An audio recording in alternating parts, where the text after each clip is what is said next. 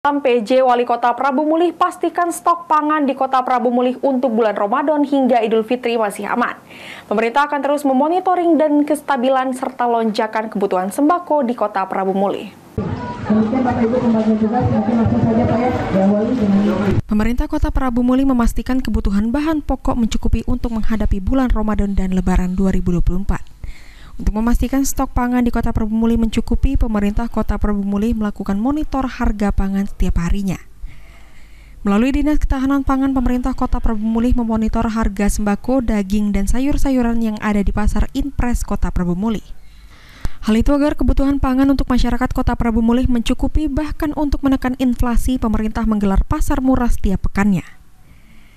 Saat ini terpantau beberapa harga kebutuhan sembako di Kota Prabu Mulih masih dalam tahap normal, meski ada beberapa sembako yang mengalami kenaikan.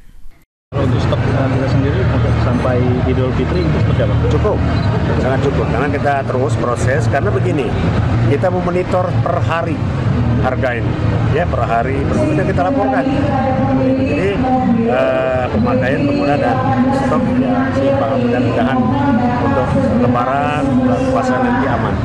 Meski bulan puasa dan Hari Raya Idul Fitri masih lama, pemerintah Kota Prabu Mulih akan terus memonitoring stok pangan dan harga di pasar Kota Prabu Mulih. Anggi, Pol TV.